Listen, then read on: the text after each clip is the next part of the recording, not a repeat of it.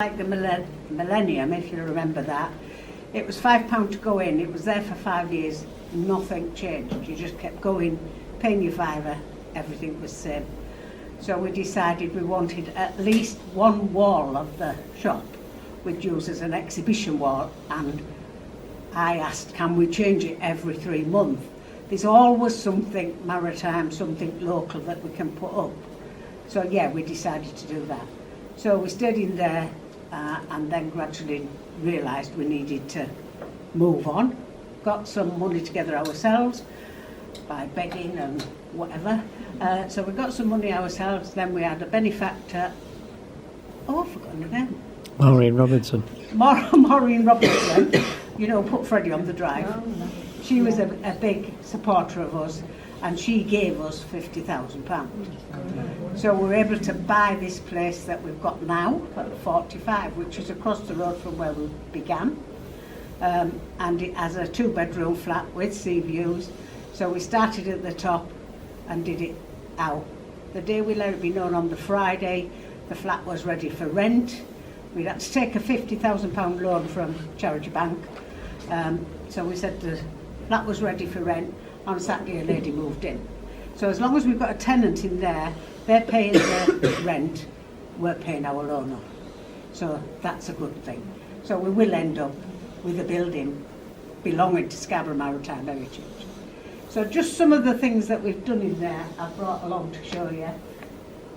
We've done lots, as I say, so since 2005, we've done exhibitions, and we do about 6 panels. Each exhibition has 6 panels. So they're tunny fish. I've brought that one to show you. And then of course the tuna. I'm going to leave these out and you look at your coffee morning, at your coffee break. So this is the Tunny Club that's now a fish shop. John Senior's fish shop, opposite the Newcastle Packet. So that's where they used to meet and talk about the fish that they caught. So the rich guys, such as, yes I've got one, Baron Rothschild, would come and hire local skippers who knew the waters, knew where the fish were, and Tunny ate herring, so they follow the herring down the coastline. So they would go out, put them in a boat like this, strap them in, but the fishermen were never strapped in. The rich guys were strapped in and had a special rod and reel. So they'd get the tunny, tie them out, the trawler would come alongside, and put them on the trawler, bring them back ashore. The rich guys, as I keep calling them, would stand there and have the photos taken with them, and then go in clubhouse and brag about what they caught. You know, £851 is the biggest. There we are. These are bluefin tunny. We eat yellowfin tunny. Japanese, Chinese, they eat bluefin tunny. These would cost thousands of pounds now. The last ones that we knew that were caught was 3 about that size, caught off Scarborough. They do say it was either global warming or overfishing of the herring, but it was big game fishing from 1930 to 1953. That's tunny. And as I say, if you come in, we've got lots and lots of these exhibition boards that we could show you. I've also brought the Titanic ones and the book with the Titanic menus. You know, when you go on a cruise, you bring your menu back. You've got to brag to your friends what you've had. Well, we managed to trace some menus, so we've got some menus from Titanic. I thought, oh, being ladies, you might be interested. One talk we did, they asked if they could borrow the menus, and they had a Titanic dinner using the menus. There's an idea for you. So there's some of the Titanic menus. That's some of the pictures of the Titanic and the rooms. And the connection, Scarborough's connection, of course, is Edward Darland of Ireland and Wolfe was born in Scarborough. Where Marks and Spencer's is now, that was his father's doctor's surgery, and he was born in that house there. The 6th officer, James Mouldy, was born off Bramshill Road. He consequently lost his life. He was asked to go with the ladies and children on the lifeboats, but because he had no dependents, he stayed. but he lost his life. So there is a blue plaque up Ramsey Road where he was born. So that's what these boards are about. The book, one of the books there is about Titanic and the menus. Another book I brought just because I thought you might be interested. Mariners, I think, are the most superstitious people around. So we did some interviews with local people to find out about the superstition. Really interesting. Now if they saw a vicar on the way to sea, they go back home, it's bad luck. I mean, we had a convent in Scarborough, and so it was, and nuns were the same. But as we had a convent in Scarborough, who's going to see a nun or a vicar out at 2 and 3 in the morning when they're going to sea? So, but that was the superstition, was a vicar. So there's lots of superstitions in here, and meanings and why. So you can have a look at that if you're interested. That is a cowl, which is like a skin when a baby's born, and they have a skin on the face, like a fine skin. So that's called a cowl. And if you were born with a cowl, the story goes you're never going to drown. But sometimes wives would sell them for money if they needed it to feed the kids, husbands at sea. So they'd sell a cowl, sometimes get it back. But that's a picture of a cowl for you, so it gives you some idea what that was like.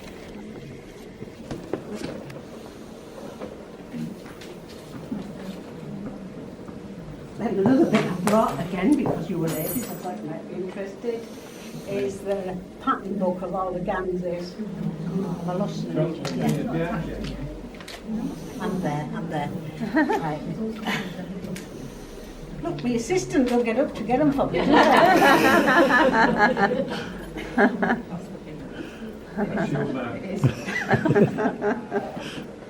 So, a Ganze is, each port has its own pattern. I haven't brought a Scarborough pattern with me. I'll show you what I have brought.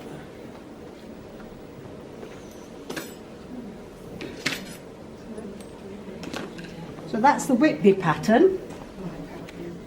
That's a Whitby pattern. I did call Mrs. Mesrose did that for me. This one was my father-in-law, so this must be 70 or 80-year-old. Never been washed. They never wash them because they wash the oil. They used to be made of oil wool, so they'd wash the oil away. Well, this is one of his. It was he was a tall fella, but he was a big fella as well. So that's his. And as I said, the only part that was ever repaired would be that bit, because they'd wear the vest, the t-shirts, the shirt, the gansey, the smock. The fishermen always call them ganseys, jumper, jersey, whatever you want to call them.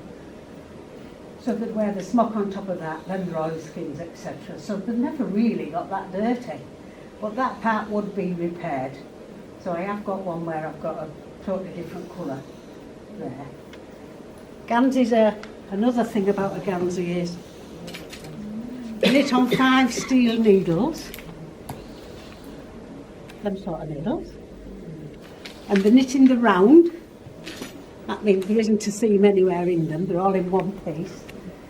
This is way over 100 years old. Doesn't fit me. But they'd wear that round the waist or across the shoulder. So they'd be working with the 2 needles, and the other needles that I'd work on would be put into the holes, waiting to be picked up whenever. But this, I think, is about 110-year-old, this one. So this is the type of thing we get given as well. Do we know why it's called a gansey? And then I brought the book with all the patterns in. So that's just a very quick run through about what we're about. We are free to come in and have a look. We can show you around. We've got some brilliant, I've got 24 volunteers, always working at least in pairs. Brilliant volunteers, and they can answer most of your questions. If they can't answer questions, then we have inquiry forms, and we have a couple of volunteers who do research for people. So it's really interesting. If any of you is free, a couple of hours a week. We always could do them all. So please feel free. If you've got any questions, I'll answer them after, but then I'm going to introduce Tom. My husband, he was a fisherman for 37 years, and he's done various types of fishing, cobbles, trawlers, etc. He's brought his prized possession to show you as well. So I'll let him, I've been too long. Yeah, so I'll let him carry on now.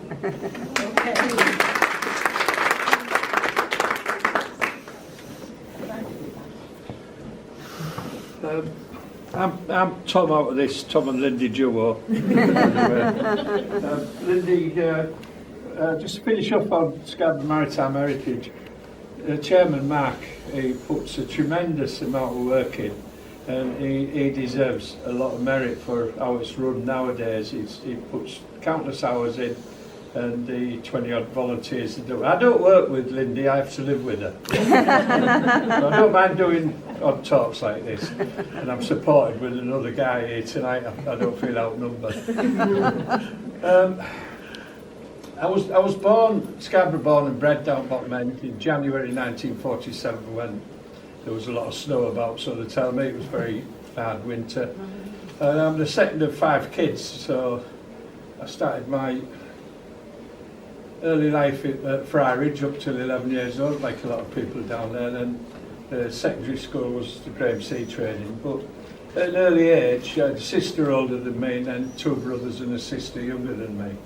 And we all had to chuck in, so there were 7 of us in the house, chucking in to get my dad a wage, who was a cobble fisherman, which was potting for crab and lobsters in the summer and long lining for cod and haddock in the winter. So before he went to school, even 12 years old, something like that, he used to have to go down skein mussels with my mother at 3 o'clock in the morning and bait lines. In the summer she would clean the cafes out on the seafront, so you were always working, but it was just to bring one wage in really. It was only my dad got the wages, and the rest of us had to do what we were told to do.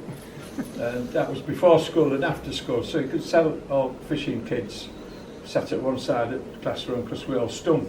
And nobody'd sit next to you at school. And that was with mussel shells especially, the foul smell. And then about 12, 13 years old, I started copying my dad because I was eldest lad. It was a formality that the eldest son followed his dad, which they did by name anyhow. We had Tom right through generations, always been the family name. So I started off as Little Tom, or Tiny Tom, when my dad was alive and my granddad was alive. It was Big Tom, and Old Tom was my granddad. But I've come up the ladder now, I'm Old Tom. A son Tom and a grandson Tom. So school, I enjoyed Graham Sea training, the old Graham Sea training up near the church, I mean, not the big Graham. There was only 80 odd of us in the whole school, so we were about 15 to a class. It was a hard school, and you got cane regular and everything else, but I enjoyed it. I enjoyed the lessons I was interested in, which was like seamanship, navigation, how to do at sea. I did exceptionally well, and I even become head boy before I finished, because I did well in them, with the view of having a Navy career, maybe coming out and joining the Navy. Didn't happen. One of my dad's crew had ulcers, went in hospital. So my dad pulled me out of school to go with him in the cobble just a week after my 16th birthday. I thought I'll give it a go and then I'll go back to the Navy when I'm ready. But I wasn't like that. He said I stopped at fishing 37 years, which I still enjoyed and I would do over and over again. It was hard working with my dad because they were hard men, you know. You were never good enough for your own, if you know what I mean. You were frightened to death you were doing something wrong. You were only kids. And when I left my dad to go in trawlers, which meant longer away from home, but with different skippers, so I went with Bill Pashby, Denk Main Prize. You'll have heard of all these names in fishing community. They're all great men, and it was an honour to work under them. They taught me everything I wanted to know about the sea. I decided there and then I was going to be a fisherman. I wasn't going to be anything else, you know. So one night we were at sea with Denk. It's snowing, blowing, I'm wet through, he's in the wheelhouse, skipper. There's 4 of us on deck gutting fish, seas pounding you. And you're looking at him, he's sat with a string vest on and a pot of cocoa. And you've got icicles hanging off your eyes and your nose. And you think, if I'm going to do this for the next 30 years, I want to be doing it for me, which I did. So this was just after we were married young. We got married, we've been courted since we were 15. And we got married on the 2nd of September 1967, so work that out. That's 52 years today. So thank you, you've saved me taking her out. But we were married, I was only 20, Lindy was 19 when we got married, and we wanted 2 kids, that was the plan. 2 kids, a boy and a girl, 2 years between them. So, right, that's bit sorted out now. I'll just have to go catch fish, pay for boat, pay for house, and have 2 kids. So, Tommy was born on 7th of October 1968, and Joanne was born on 7th of October 1970. So we had the 2 kids exactly 2 years apart, but half an hour out difference because Tide was out that night. But that's the story behind that. And so at 26, I bought this boat. I had no money, and I went to a big trawler firm in Hull who sponsored me as an up-and-coming skipper.